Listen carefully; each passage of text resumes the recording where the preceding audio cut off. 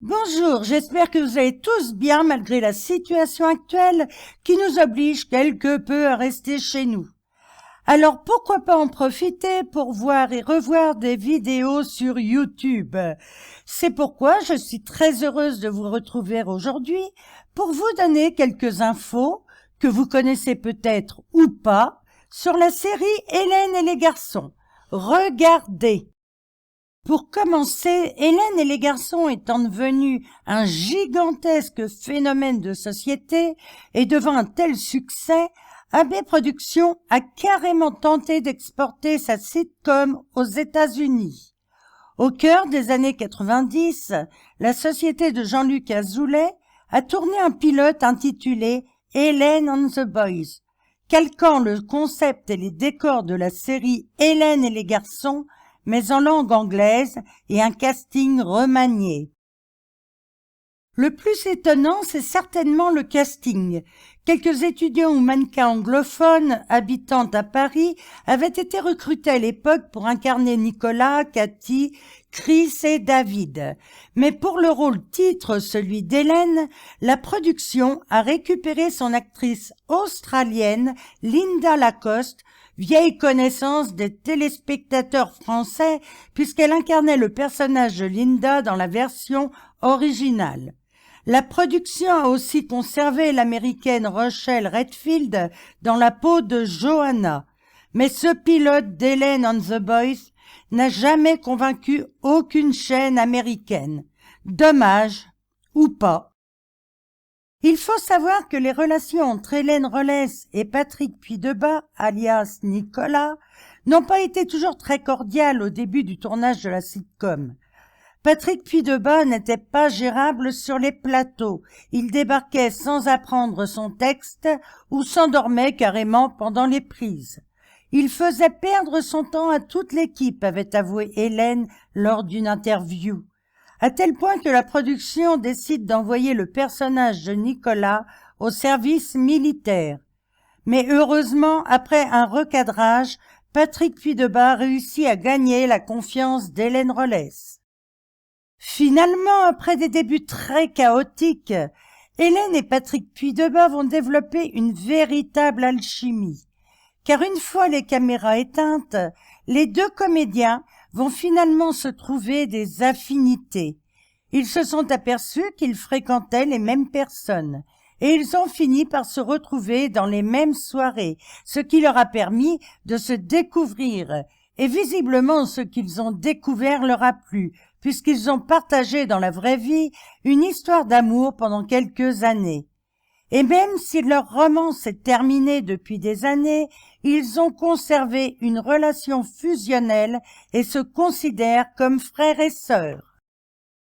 Jackie, l'ex-animateur du Club Dorothée, avait révélé les salaires des comédiens de la sitcom Hélène et les garçons dans les colonnes du magazine Entrevue. Selon lui, les acteurs vedettes touchaient l'équivalent de 2500 à 3000 € par épisode, alors qu'en 2017, pour le tournage des Mystères de l'amour, les acteurs touchaient 1200 € par épisode. Pourquoi une telle différence? Tout simplement parce qu'Hélène et les garçons étaient diffusés sur TF1, alors que les Mystères de l'amour sont sur TMC. Bien évidemment, ces deux chaînes ont une grosse différence de budget. Des rémunérations élevées dans les années 90, et pourtant, certains comédiens n'ont pas su gérer, tels que Patrick Puydebas qui s'est retrouvé en galère car il a tout flambé, ou Hélène Rollès qui a été trop généreuse avec sa famille. On sait bien que derrière les caméras, des histoires d'amour se sont créées entre certains comédiens, et même entre des acteurs de séries différentes, tels que Mallory Nataf, l'héroïne du Miel et des abeilles, qui a entretenu une relation amoureuse avec Sébastien Roch, alias Cricri d'amour, dans Hélène et les garçons. Je ne sais pas si vous vous rappelez de l'épisode 255 intitulé La honte, où Adeline avoue à Hélène avoir fait des photos coquines. Je pensais pas que c'était mal quand j'ai fait ces photos. J'avais 17 ans, j'avais pas un sou, mes parents non plus. Alors, tu vois, quand le photographe m'a proposé 5000 francs pour faire ça m'a tourné la tête et c'était une fortune pour moi. Eh bien, l'actrice Manuela Lopez, qui jouait le rôle d'Adeline, raconte à Télépoche s'être fait manipuler par un couple de photographes alors qu'elle avait 16 ans. Elle a touché 5000 francs pour des photos en tenue légère avec la promesse d'une diffusion uniquement à l'étranger. Mais en 1994, l'affaire fait grand bruit lorsqu'en avril sont publiées des photos de Manuela Lopez entièrement nue dans la célèbre revue Penthouse. Avec l'accord de Manuela, Jean-Luc Azoulay a décidé d'incorporer cette mésaventure dans la série Hélène et les garçons. Saviez-vous qu'Hélène Rollès a été invitée à l'Élysée ? Bah oui, le 25 mars 2019, Emmanuel et Brigitte Macron recevaient le chef d'État chinois. À cette occasion, Hélène Rollès a été invitée et elle a eu l'honneur de dîner avec tous les dignitaires présents. Elle a même pu s'entretenir quelques instants avec le chef d'État chinois Xi Jinping. La raison en est que depuis la série Hélène et les garçons, Hélène Rollès a fait carrière en Chine. Au pays du soleil levant, elle est une star admirée par des millions de personnes. Une version allemande d'Hélène et les garçons a été produite. Elle est intitulée « Alle lieben Julia ». En français, « Tout le monde aime Julia ». La série est une transposition des épisodes français. Les scénarios et les intrigues sont les mêmes. Elle a été tournée au studio AB en 1994 à la Plaine Saint-Denis dans les décors d'Hélène et les garçons. 26 épisodes ont été produits et diffusés sur la chaîne RTL Télévision. Les comédiens sont de jeunes étudiants ou mannequins, anglophones ou germanophones. Babsi Steger, notre Ilgege nationale, est au casting de cette série. Elle y interprète le rôle de Suzanne, l'équivalent de Nathalie dans la version française. Laure Gilbert, qui interprète Bénédicte, a révélé à Téléstar qu'à l'époque d'Hélène et les garçons, elle avait été harcelée par un fan. Une situation difficile à vivre pour Laure. Elle se souvient qu'il y avait un homme qui l'appelait toute la journée et la réveillait même la nuit. Comme elle avait très peur, elle en a parlé à Jean-Luc Azoulay, qui a fini par avoir le harceleur au téléphone et, heureusement pour Laure, depuis ce jour-là, ça s'est arrêté. Saviez-vous que le chanteur Julien Doré a été longtemps fou amoureux d'une actrice d'Hélène et les garçons? Quand il était petit, Julien était fan de la série et il avait un faible pour l'actrice Lali Maignan. « J'étais très amoureux, je l'aimais beaucoup », a-t-il lâché dans 50 Minutes Inside. Il ne reste plus qu'à espérer que Lali n'ait pas raté l'étonnante révélation de Julien Doré. Dans le même registre, Stromae, amoureux transi d'une comédienne de la série Hélène et les garçons.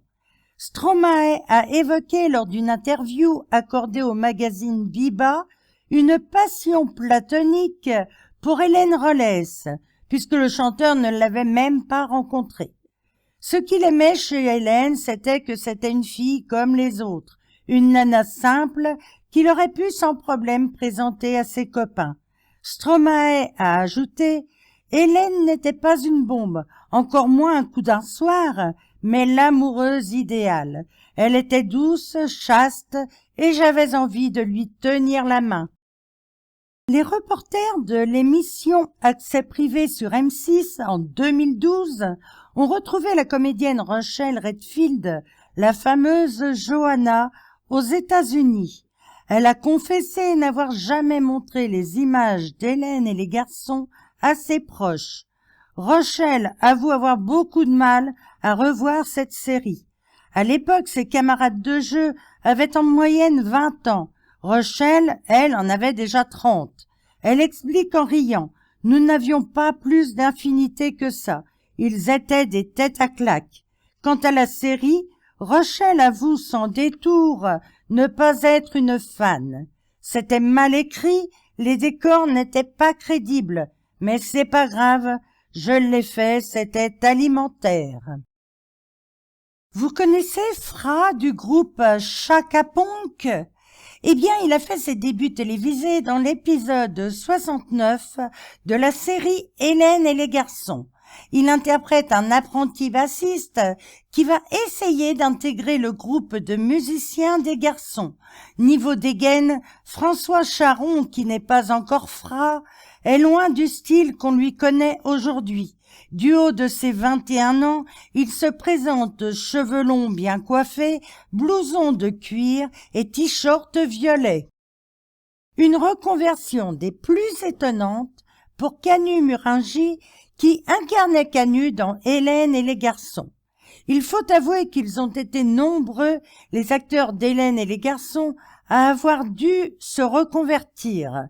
En effet, malgré les rediffusions permanentes des épisodes sur les chaînes de la TNT, il faut savoir que les acteurs ne touchent plus un sou de droit, ceux-ci ayant refusé dans leur contrat aux royalties qui auraient pu leur être versés. Eh bien, figurez-vous que Canu est revenu à ses premières amours, la coiffure. Il se fait désormais appeler Air Cowboy et évolue dans la rue en fonction de l'endroit où le vent l'emporte. Une situation qui semble convenir au jeune homme avide de liberté. Bien, ben voilà, c'est la fin de mes petits scoops sur la série Hélène et les garçons. J'espère que vous avez apprécié.